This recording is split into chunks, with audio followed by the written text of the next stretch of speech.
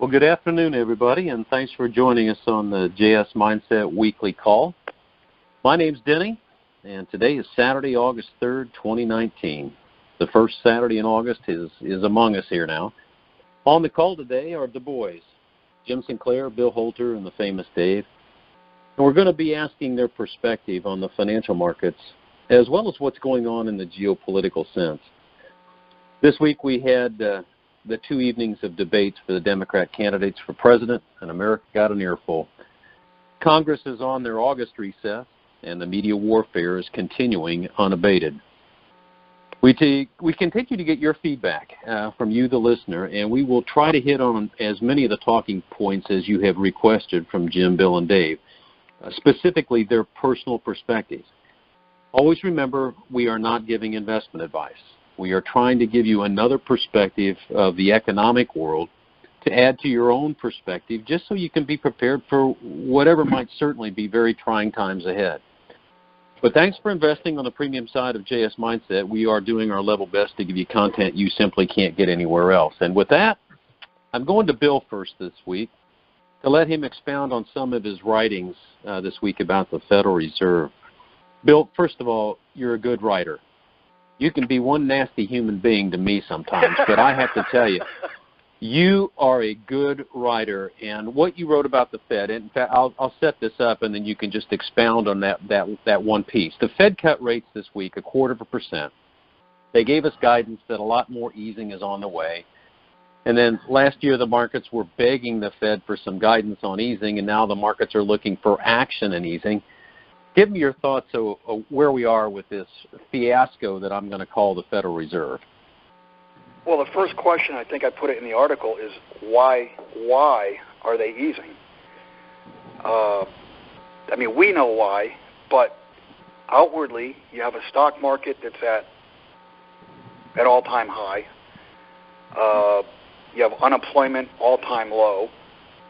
You have inflation low, and of course these are all official numbers. These are all BLS generated numbers. So why would they be easing? I mean, if everything's so good, why do they have to ease? And the simple answer is because what we saw happen in November, December last year with the markets beginning to implode, we're right back to that. We're right back to where we were in 2007. They had their hand forced. They have to ease in order to keep markets up. And one of the markets that is without a doubt now turning down is the real estate market. And I mean, that poses a huge problem. I think news came out, what was it, Thursday? One of the hot markets, Seattle, now is down year over year. So, and you look at San Francisco, the volume of transactions dropped by half compared to a year ago. And price always follows volume. So the long and short of the article was the Fed was forced to ease, and basically what Jim talked about years and years ago, QE to infinity, they basically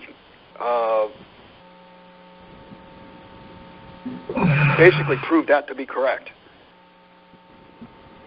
Do you take any perspective on the fact that Powell came out, of course it came out 0.25%, and then Powell got right into it, and I swear to God he looked like one of the Marx brothers. I couldn't figure out which one. But did you take any perspective on the way he was floundering trying to describe that process? I think he was floundering because what we just talked about. He can't allow even a single hint that they were forced. But that is the fact. They were forced. Jim, we got a really... What would have happened if they did not cut rates? Where would markets be today? Where would markets open Monday? Would they open Monday? Yeah, they'd be down a couple thousand points for sure, Bill. There's no question about that. Jim, we got a really good question from an international listener. You've got folks from all over the world. This one, we have John from Sydney, Australia. And I'll quote what he said. He says, "It was stated that whatever money you don't want to lose, put in gold and silver and specifically become your own bank.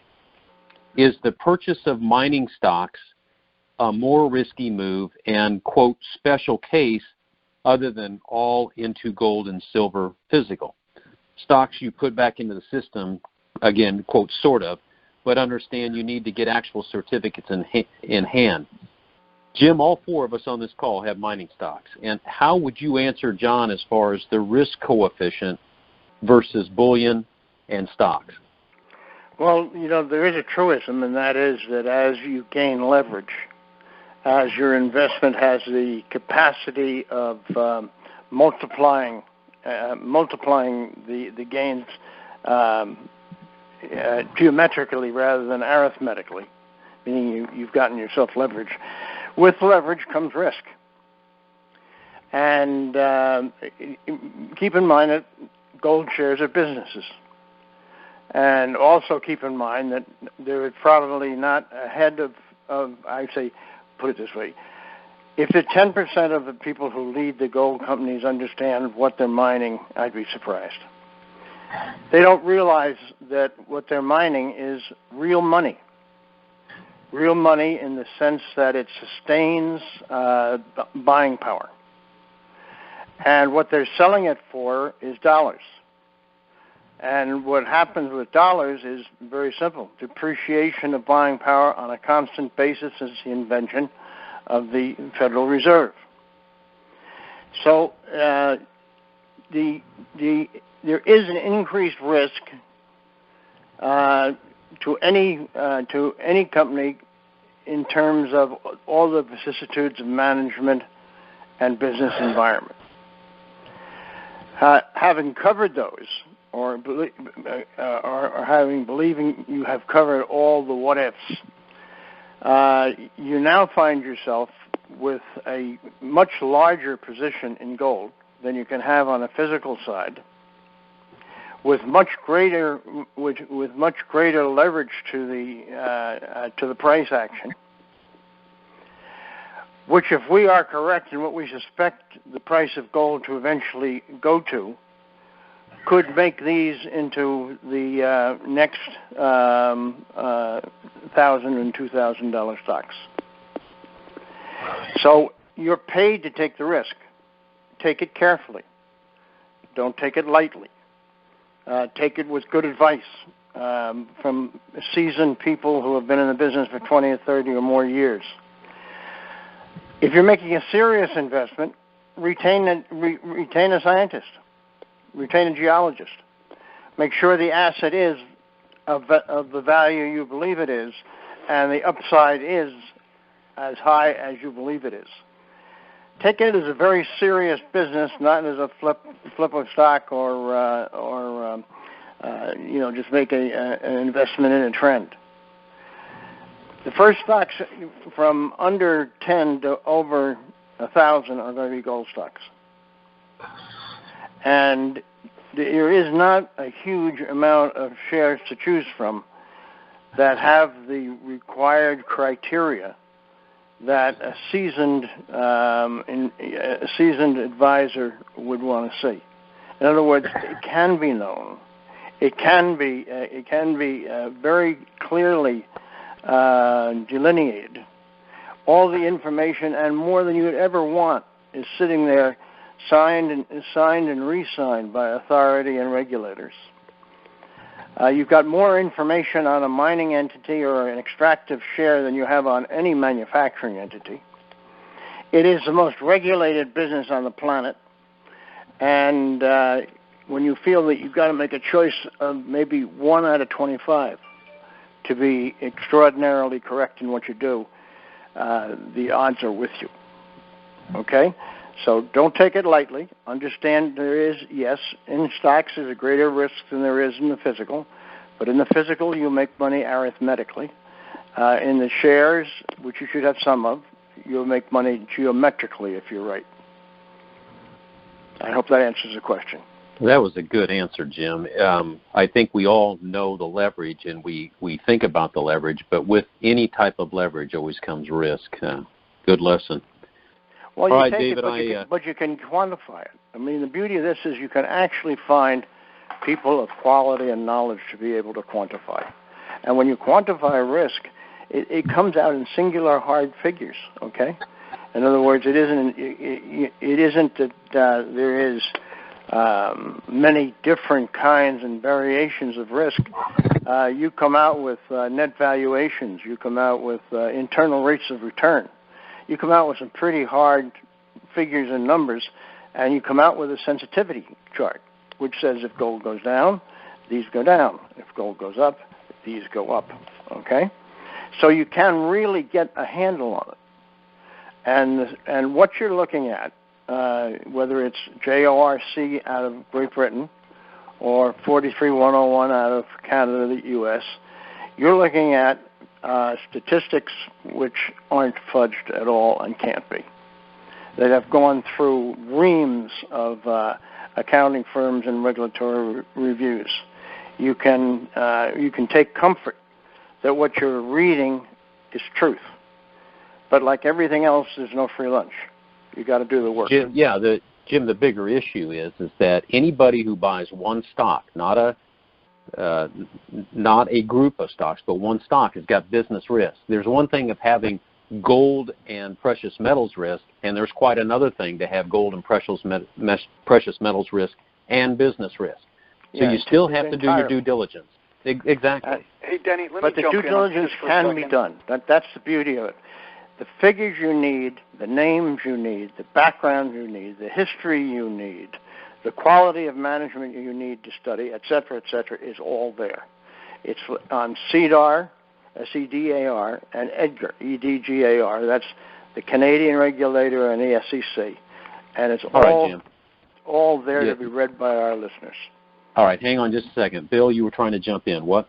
Yeah, I just want to mention, and this goes back to my days as a broker, it's difficult for an individual to study individual stocks. The easiest thing for an individual to do would be, if you want exposure to equities, put money into a gold mutual fund. There's probably only a dozen left on the planet, so it's easy to compare. There's not that many to compare. That way, the best you've got a professional managing it, and somebody who knows what they're doing, as opposed to somebody who has no experience. I would only add, read the prospectus. Yeah, but that's the hard part, Jim. Really, there's very few people who can do what Bill was just saying. One of them was John Hathaway. John Hathaway used to run a pretty good mutual fund in gold, but the problem was when gold did the Tennessee two-step and was driven down over a 5-10 year period, all those mutual funds really have dried up. Bill, if there's 6 left, I'll be surprised. 6 good ones. Well, 2,000 explorers are closed. Right. 2,000 companies closed. Yeah. So, John from Sydney, it's a great question. If you hold the bullion, it's very little risk. If you start getting out into the miners, you've got to do your due diligence, but that's where the leverage is. That's where the billionaires will be made. And it will be done in percentages. I mean,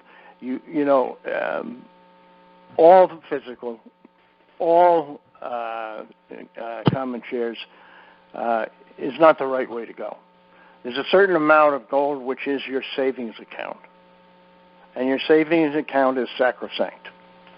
And what you do is when you have money, you buy gold. When you need money, you sell it for the need. That is one aspect of investment in gold. On the other side is the company operating under unusual circumstances with unusual assets and unusual opportunities. And they're not that hard to find because there are so very few of them. Okay. David, Denny, let me just end this segment by saying, please don't email me and ask me what those special circumstances are or what those mutual funds are? Because, like you said, at the beginning of the show, we don't give investment advice. No, sir. All right, David. Jeffrey Epstein, we've talked about him 3 weeks in a row. His trial was set, but it will not be until next year, Dave. Now, you've read about it from a lot of different angles that I have not. How deep and just how widespread are the roots and tentacles to the seats of power in the world has this rascal got? I mean, more than that, how in the world is this man even going to stay alive until his trial next year if it's as bad as I think it is?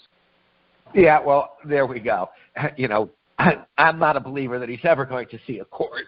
And like Ken Lay, have a heart attack, who knows? But, the answer to the question is how deep does it go?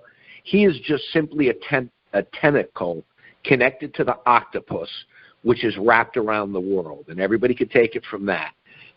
You can't drain the swamp. This is the swamp. Our whole system is the swamp. The Western world's the swamp. And that's exactly why the Fed had to cut interest rates, because he's got a bunch of heroin addicts out there, and if he didn't give them another dose, they were going to die, and that's the economy. They know exactly what they're doing. None of this is an accident. All of this is planned. Again, read the book, The Creature from Jekyll Isle. This is like page by page right out of the book. And yes, the swamp goes all the way to the top, Denny. You're absolutely correct. And we've had a conversation, I believe, previously, is who may be at the top of the swamp, and be it Rome, be it London, be it Israel, be it the United States. There is a top to the swamp. And Jeffrey Epstein was just a tiny little particle in it. He, obviously, he knows way too much to ever spill the beans. I just don't ever see it happening. I don't ever want to say it can't happen, but I don't see how it could happen. It'd be like, I don't know if anybody caught it this week, but 5 fire commissioners, or how many ever it actually was, out of Franklin District, and I forget the other district, Munson, I believe it was, have signed on to the 9/11 truth movement and are stating clearly that we need a new investigation due to the explosions that went on in these buildings. We posted that, Dave. Did you? Okay, great. I missed it then. Because, again, that's how deep this swamp goes, and that's why it's so hard to ever fathom that, as Bill said last week, the system that is responsible for the disease can't cure itself. Bill, is that pretty correct? Yeah. Right. You can't expect the heroin addict to cure itself of the heroin fix, and Powell proved that this week. Bring on another shot of heroin, because the economy has been smoke and mirrors all along. As we've talked about, there is no recovery. I mean, as Bill said about the housing market, look at Australia's housing market. Yes. You just had one of their massive real estate developers basically roll over. They don't call it bankruptcy there, but, call it whatever you want. The result's the same. So, and one last point, as Jim said, something about to always keep in mind for listeners is what you put in gold is what you never want to part with, no matter what, other than, like Jim saying, if you need to pay a bill. And what you put in mining shares is something that, not that you expect to lose, but if you lost, you wouldn't, go in a closet and kill yourself. Because when the market rolled over, be it 8, 9, 10 years ago, there were some people who were so heavily leveraged into the stocks and not the metal, because all I heard forever is, what are you going to do with all that metal? Well, the metal doesn't go away. Stocks, anything could happen. Anything could happen, and as we saw, something did happen, and it shook out. Bill, what percentage of the market would you say got shaken out? 90%? Maybe not well, quite. The over-counter derivatives went through gold like the Grim Reaper. Exactly. So, as Jim said, over 2,000 juniors went out of business. So a lot of people who held stocks in those companies obviously lost 100% of their money. So as the famous saying goes, don't bet more than you could afford to lose. That being said, sit on as many nuggets as you can, and if you're really good at picking stocks and making money, then take the money and buy more nuggets. Denny, make sense to you? Well, there's also the if you do get a good one. And if you have done your research and you find yourself in a solid situation, don't be afraid to take a little off the table until your position costs you nothing. In other words, trading from the long side, selling into significant rises in the marketplace, taking what you sold back, but maybe not all of it, building up a profit which you in your mind then deduct from the cost until your cost is zero. Then you are really set to ride. That is a textbook free trade. That's exactly textbook that's the way the you just Livermore described. approach. Right. Denny, that's the Livermore Seligman Dash approach. Trade to get rid of the cost of what you have. After that, go wild. Go ahead, Bill. And David, you remember this well because it's exactly what we did. What Jim's talking about, from mining shares from 2000 to 2006, 7, and then again in 2010-11, we would take profits, and those profits would go into metal. And that's how we accumulated metal. And in the long run, this decline from 918 will appear not to have been a bear market, but a tremendous and shocking bear phase within a much, much, much larger bull market. So if you had done what Bill just said, and you had done a reasonable amount of it, and even if you were unfortunately owns one of those 2,000 not in business anymore, what else do you own? Your savings account loaded with gold coins. Yeah, Jim, the problem is that the investment decision-making skills for the average human being closely resemble those of a squirrel when crossing the road. They think they know what they want, and then all of a sudden they hear a car coming and one from the other side, and they give up on their original thesis, which was to cross the road. So it really is a lot of patience and a lot of due diligence. But we'll move on from here. Very seriously. There are individuals out there, like Mike Martin and Barry Frost, Marty McNeil. You can go down a whole list of people who have been around for 50 years in the extractive equities, and they're still there. They might have a little bit of age on them, but their mind is clear and crisp. You can get the information you need. It's in writing and in people. You don't have to look that far. It's probably the easiest field to analyze if you realize what's on that smorgasbord of the regulators offered to you. Everything. Well, yeah, bottom line is respect your elders in this industry. They graduated high school without the internet, and they went through the hard knocks. We're going to move on here, guys. Bill, this question comes from Murray, and he said, many of us have accounts with various stock brokerages and banks. Now, I've heard you all talk about GOTS, but what Murray's question is, with the advent of a bank failure or a reset or both, just what can we as account holders experience? What should we expect is Murray's question. Well, in the extreme, already happened. You can expect a huge black hole where markets close, your broker, your bank, your insurance company goes out of business, and what you thought you had, what your statement says you have, it may, in the instance of stocks, it may take you 5 years or more in the court system to get your stock back. In the instance of an insurance company with an annuity or a pension payment or whatever, we posted an article this week on Sears. People were expecting $20,000 to $30,000 death benefits, and it's down to $145. So I guess the short answer is expect to not get what you're expecting. Stand on your own 2 feet. Be independent. Be your own central bank. Do your own thinking, and don't look at this as a speculation, because then you got the whole thing backwards. Right. Well, Jim, following up on Murray's question specifically, when things do reset or when brokerages or banks lock down, what will happen to the markets as we know them? You guys have thought through this better than most of us. How long will it take for them to stabilize or even reestablish what I would call market businesses? First, you have to reestablish the balance sheet. And the balance sheet that has to be reestablished now, we've gone and made global because our problems are no longer insular. They are global. Our major problem lies in the outrageous leverage involved in all kinds of derivatives dealt in for all kinds of reasons, from earnings smoothing to speculation. And the net result is that the balance sheet of a central bank or a form of central bank, if there is one, will have to be first attended to.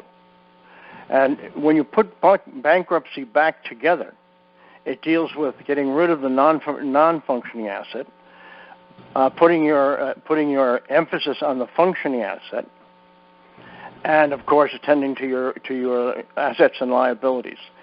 We're going into a situation where you're going to make your investment judgment based on the strength of the balance sheet more than the earnings per share.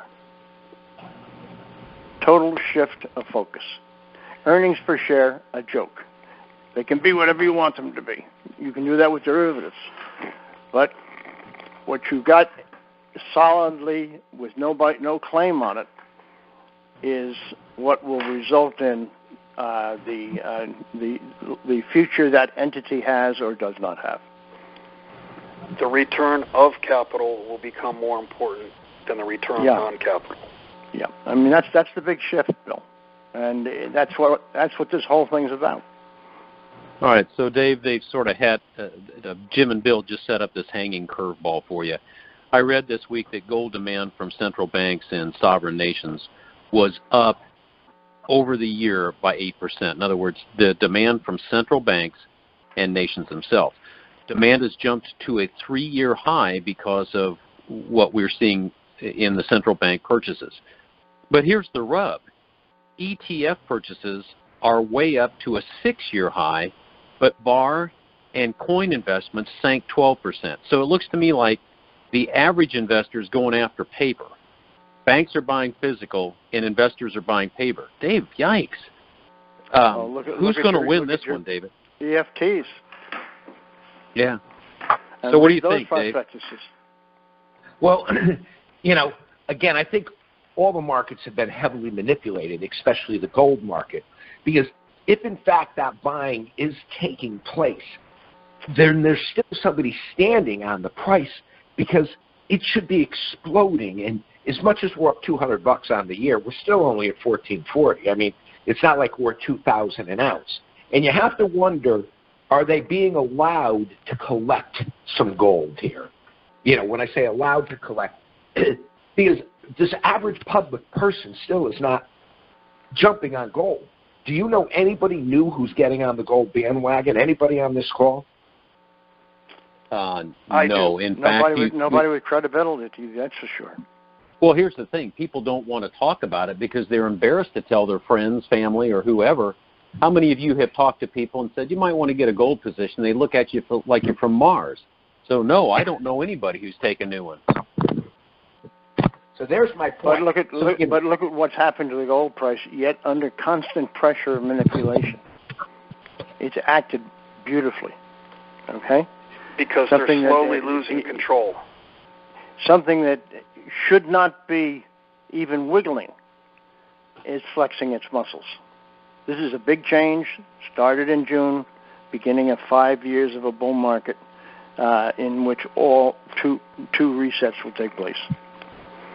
All right, so Dave says that if in fact we were accumulating, the central banks were accumulating all this and it was up over the year by 8%, Bill, I'm not sure how, but is another statistic here, gold production, in other words, mining, is also up 6%. So with the price of gold shooting up, do you expect more supply coming on the market, or is the industry already flat out and this is just a matter of waiting for the system to blow up. You know, what's your thought? Or is that just a price consideration? Yeah. Yeah, and I'm not even. I wouldn't say that I necessarily believe that global production is up 6%. I saw that. I questioned it's up it too. 6% in dollar terms, but not in ounce terms. Because Okay, now I see. production I drilled down, but I didn't drill down that deep. Yeah, I don't know. production peaked, I think, in 2016. Yeah. Was flat in 17 and slightly lower in 18, and I don't see any way, with the lack of new projects coming online, I don't see how production's higher. You got to say, Bill, what new projects? Where Right. is there a major mine with the potential of making history, cranking up to start? Nowhere. Well, I know the answer to that. So do I. So do you. but generally the answer is nowhere. Right. Jim, since you're jumping in here, the U.S. dollar appears to be, from my standpoint, headed to the sewer. But yet, each and every time I think it's done for, it springs back to life like a vampire. How much longer do you think the dollar can keep this nonsense? Well, I'm not. Let me say it a different way. How much longer do you think the dollar can maintain its dominance in the markets? I think its dominance in the market is already at risk with the various changes that have taken place in the petrocurrency, or the last true backing of the dollar. You have a piece of paper, but no standard of value. Okay, there's no connect between something that is printed on a machine or on a computer and exchanged as a currency. It has no function as a storehouse of value, therefore. How long can that continue? Only as long as people believe that the greatest economic miracle in the history of mankind is taking place in the United States of America and ends directly at its border. Now, if you take a look this week at Mr. Williams, he laments that you're just reading phony figures. And that lamentation is not throwing in any kind of towel. He is saying exactly what is taking place. We do not have the greatest economy since the beginning of time. It does not exist. And he backs that up with real numbers, Jim. Yeah, he does. But his lament was, this is just all hogwash. Let me go to Dave on this. Russia and China have really made a lot of progress in being the new controllers of natural gas and oil for Europe. Putin himself has seemed to make some really great deals with the Saudis, as have the Chaicoms. It's a good thing that the United States, Dave, can be self-sufficient in energy with a little bit of price increase, because if this keeps up, they won't be able to do much with the Middle East or any of the other energy-rich companies. I just see a wall of negotiations keeping the United States out and going to Russia and China. Dave, am I looking at this correctly? Well, I would say yes, you are. And again, are we energy? Yeah, can we create all our own energy that we want to? Well, again, it depends on what price we're talking about, and that will determine whether all this fracking will ultimately pay off. At present, it is not functioning properly in that they're creating more debt and they aren't producing more. The wells are drying up quicker than they had anticipated, but that's just how it goes. And China and Russia have taken the exact opposite approach. They're trying to create a global market that will take the U.S. dollar out of petro trade, and that will create such a drastic reduction in the need for dollars that's probably when you'll see the dollar collapse that you're looking for, Denny. Because at present, I also watch the dollar go up, and it's at 98, headed for par right now. But that's simply because everybody else is devaluing their currency. And this is where I will agree with Donald. Yeah, everybody's devaluing their currency. And if you look at our export numbers, our recent export numbers are flat or going nowhere, because what do we export anymore with the dollar at 98? Who could afford to buy anything? So, what you're talking about with the dollar is ultimately going to happen. It's probably going to blow all of our socks off the way it happens, when it happens. And again, my thoughts is the only reason the dollar is where it is at right now is Europe's very happy with the weak dollar. China's very happy with the weak yen. And, go down the list. Everybody's happy with a weak currency at this stage of the game. And as I've sent you articles, China's not stepping up to the plate and buying the agricultural goods that we were promised they were going to buy, if they ever even promised they were going to buy them. Because everything we hear out of the news nowadays is so twisted, we only hear our side of the story. We have no idea what was due. I wasn't in the room. People come out and make big announcements, big deal, big deal. Okay, let me see the big deal. Well, you can't see the big deal. So, we're going to have to wait and see on that, because that's what's really going to affect the dollar. If, as you say, China and Russia get control of a bulk of the Middle East trading in oil, we are in deep petrodollar problem. Deep petrodollar problem. Okay. Let's not ignore the truth of tariffs. Tariffs or taxes, you actually end up imposing on yourself. When you go down the end of who pays what for more, you'll find out that the consumers of Walmart are paying for the taxes on China. So that is playing around with something which history has taught us should not be a subject of adjustment at a time when there is a potential debt crisis in the making, and the markets are not reflecting true and solid, real and fundamental values. Okay, so this whole thing about tariffs with China and tariff war, China's not going to roll over, and we're shooting ourselves in the foot. To go along, especially if we want to claim to be the greatest economy in the history of mankind. To go along with that, Jim, what David was talking about with fracking, the question is, the price of oil needs to be high enough for the debt to be serviced in the fracking industry, but is that level, what is the number? Is it 70? Is it $80 a barrel? I don't know what the number is, but it's higher than it is here. Does that number kill the consumer? Does it kill the real economy? Yeah, the idea of being the largest producer in the world in oil is angels dancing on the head of a pin. Too many things can change that. I'm going to move on. Bill, I got this one from a caller named Jim, and I'll try to quote it as close as I can. He says, considering the big picture, if the markets crash and most people lose their jobs, what will happen to the majority of homes with mortgages? Now, whether mortgages are reset or not, Jim wants to know, if people can't pay, will families be kicked out of these homes, set empty, and families become homeless, or will there be a way made for people to stay in their homes without paying? And then what about real estate taxes that pay for so many of the cities and counties and states' essential services? Bill, this is real crystal ball stuff, but this is Jim's question. What do you, just opinion-wise, what do you think will happen? That question, the four of us could collaborate for a year to write a book. I mean, that's such a broad topic. My first question would be, okay, so who's the administration? Has the baton of capitalism passed to socialism?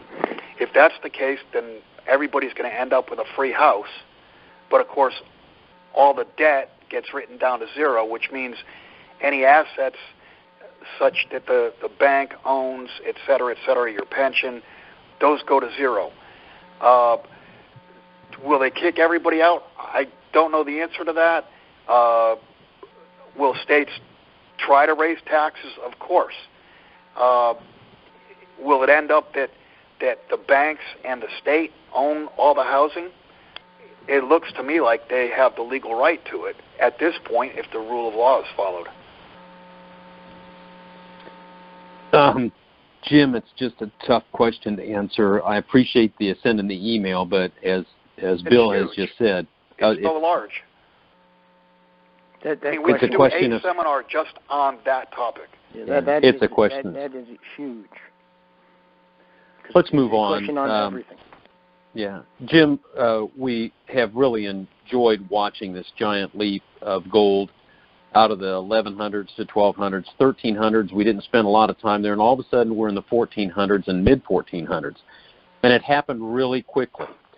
I've got a question here. It seems from the listener, it says, it seems to be basing here, but I'm not a trader.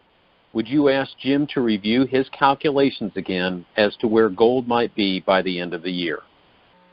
Well, time and price was something that you could do with some degree of accuracy before the invention of the algorithm, before the markets lost their souls, before there was no fear and no greed in the marketplace, just numbers and machines.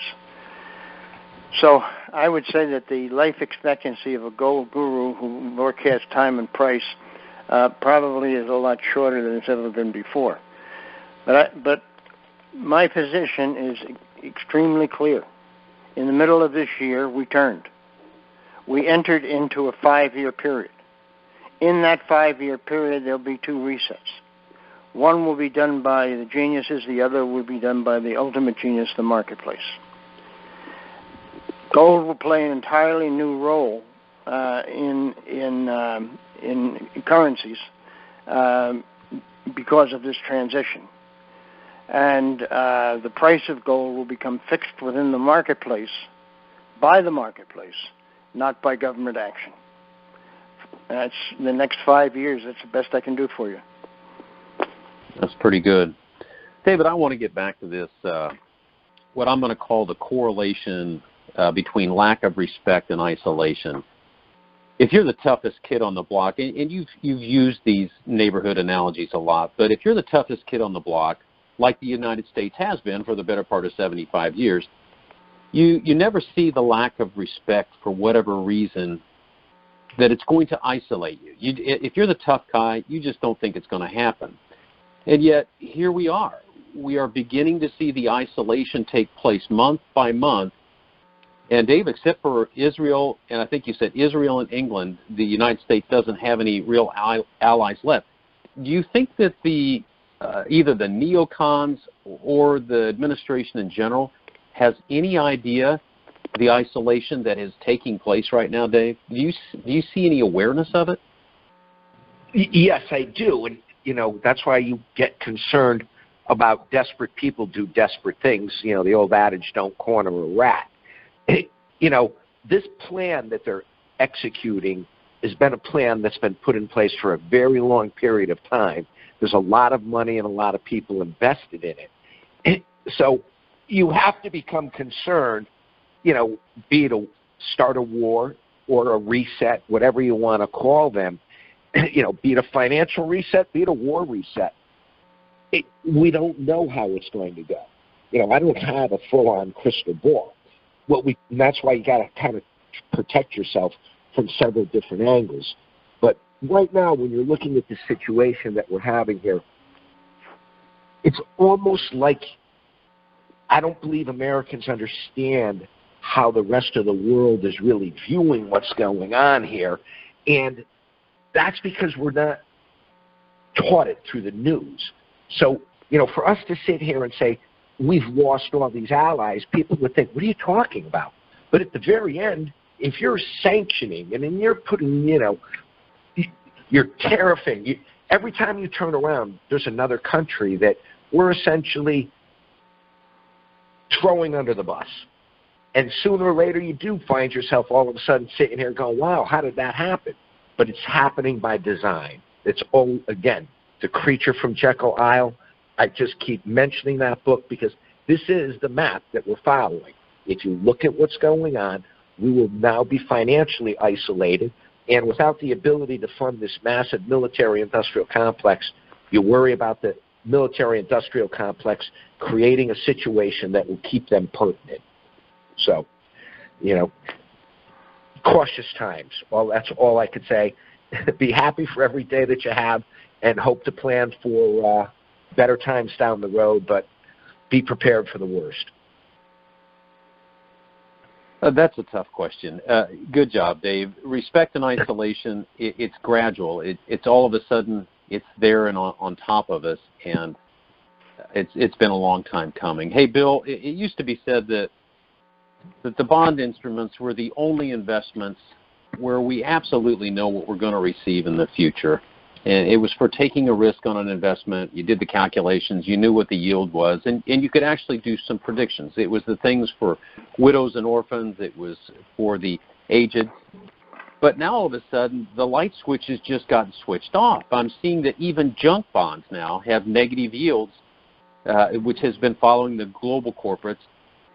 Bill, do you see a time when corporations will simply not have access to meaningful debenture markets because investors have no reason to choose bonds over stocks? I mean, who's going to invest in bonds, and can we even keep them in our portfolios?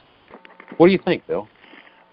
Let's go back to the start where you said bonds were investments for widows and orphans, and they were investments for widows and orphans because the money was real. In other words, dollars were receipts for actual gold. You could go into a bank with $20.67 and get a $20 gold piece. Or I'm sorry, with $20 and get a $20 gold piece. A full ounce of gold was $20.67. The point being, now, when you're doing a calculation with a bond at such and such interest rate, you're going to get back X amount of dollars, or X amount of euros, or yen, or pounds, or whatever. But those are constantly being devalued. So you really can't make a calculation of what the real return is, because you don't know what the real devaluation is going to be. I know the phrase. I don't know who made it up, but they said bonds are certificates of guaranteed confiscation. And that is the fact at this point, because the currencies that they're issued in are continually devalued. To get to your point about junk bonds trading at negative rates, that shows you the level of lunacy in the financial world today. I mean, you can't have, in real life, you can't have even a sovereign bond at negative rates. And we've discussed why the system eats itself up. The system literally starts eating into its own bone. But then when you get to the point where junk bonds, single B rated or C rated bonds are at negative yields, so you're actually paying a corporation to save a corporation that's likely to go bankrupt to safeguard your capital. It's complete idiocy. Let's go a little bit farther with that one. Jim, I read this hedge fund manager every once in a while. His name's Kyle Bass. And he made a statement recently, and I'm going to give you the exact quote. He says, "As we have all learned, once an economy falls into the tractor beam of zero rates, it is almost impossible to escape them." Now, Jim, we saw that in Japan, and we've seen it in other countries. Jim, is it pretty much assured we're going to have zero interest rates here in the U.S.? In the last week, is it not absolutely clear to the listeners that the Federal Reserve does not make interest rates? The market makes interest rates. And that tractor beam is a law of economics.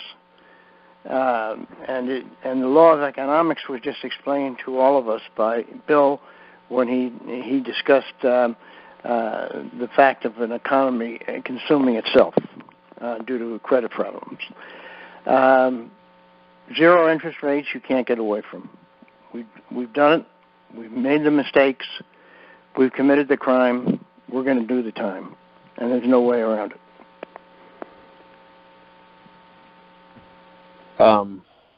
Let me push you one step further, Jim. Hyperinflation, quantitative easing to infinity, QE to infinity and beyond, and approaching zero interest rates at this point. How soon before gold owners will reap some rewards for their patience? In 1 year from the beginning of this market, rewards will be high enough to satisfy some. So all of this started in June. By June of next year, the rewards in gold will be satisfactory for some. That means that you'll be at your old high or higher. My own personal belief is sell gold for what? What are you going to give me if I give you my gold that's worth more than my gold or has any capacity of maintaining a handshake buying and a kiss? power? Yeah, a handshake and a kiss. There's nothing. That's what we're all trying to get our arms around, is that, and okay, there is a formula there. There is a historical formula we can use. Weimar, okay? Reset of the mortgage rates in grams of gold to the time of the writing. How much does it cost you to live the way you're living now in grams of gold at today's price? That's what you need per year to maintain your lifestyle. This is not an unknown. And this whole picture is also knowable because gold is the item which balances the balance sheet of the world. Now, it was once the U.S., but now we've gone and globalized. And globalization is a product of the use of over-the-counter derivatives to infinity. So there's no way this is not going to happen. And there's no way there's another many, many years of waiting for it to take place because it is happening right in front of you, except you don't believe it. Hey, Jim, it is you happening think you're in a great economy. Jim, it is happening in front of everybody's eyes. If you're a Brit, guess what? Gold is now at an all-time high in pounds. Oh, yeah. If you're a Canadian, gold is right at an all-time high in Canadian dollars. If you're Australian, all-time high in Australian dollars. It is happening. It's happening before your eyes, but that's people exactly are dollar-centric. They're thinking, oh, well, gold's only $14.40. I mean, what length of time was gold at $16.50 or higher? 12 months? Yes. So the next point is a return to the 1918, and then a trip into the 3,000 area. Guys, that's about all I have. And that should be accomplished within 12 months from the beginning. I want to congratulate anybody who's on this call. Gold ownership has been compared to being a meat eater or a vegetarian. And I want to remind everybody that a vegetarian is an ancient tribal name for the village idiot who can't hunt, fish, or light fires. If you're in gold, you've done the right thing. And whether you're 100% gold or 50% gold, maybe you've hedged off, just try to get some reassurance of the perspective of Bill and Jim and Dave that you're certainly on the right track. With that, guys, Jim, you got anything else for the fellows? No, just that what we want to know is staring us right in the face. And the numbers we want to know are staring us right in the face. And the mathematics we want to know is all on that one sheet that JS Mindset shows with the debt clock. You don't need to be Einstein. It's shouting at you, okay? All you need to do is listen. And listen means keep quiet for a while and let the other person talk. What? A wise man once said nothing, Jim. That's true. There true. You go. How about you, David? You got anything else for us? Yeah, just sum it up for them, listeners, because they keep asking what will it look like. Again, just take a look at what's happened in places like Central Falls, Rhode Island, where the fire department and all the municipal employees' pensions got cut by 50%. And imagine that on a nationwide basis. And again, look at what happened in Greece. Look up articles on what went on in Greece, on how many people did or didn't lose their houses, did or didn't lose their cars. Because that is essentially the roadmap for the economic hitman. And if what we're telling you is going to occurs, well, all you've got to do is look at what's taken place in other countries, Libya, Venezuela, where there's been currency crises. And that will give you a picture of what a country going through a currency crisis looks like. And that will help you then decide, hey, if those people held gold coins or silver coins, they would have made out a whole lot better off than, if they followed mainstream media's advice on investing. So with that in mind, just try and look around, because the roadmap has already been written. It's been being traveled by several countries. And if we're correct, that's what's probably going to occur here. So that's my only thing I could add. You're a good one, David. I don't care what part of the world or what bunker you live in. You're a good one. All right, Billy Boy, anything else for the crowd? I would just say look back at this week and understand what it was. This week pretty much validated anyone and everyone who spoke of QE to infinity. It's here. All right. Well, listeners, we'll be back with you next week. Again, thanks for investing in JS Mindset on the premium side. We're doing our best to give you content that I don't know where you can get content like this. So thanks for being a part of it. And if you have questions, don't hesitate to get them onto us, but don't overwhelm Bill with stuff that he doesn't want, because it just makes him yell at me. And me. And you too. That's right. Oh, yeah. Absolutely. Old hair trigger holder. Guys, you all have a good week, okay? You guys too. All right, thank you all so much. Bye-bye. Bye-bye now. now.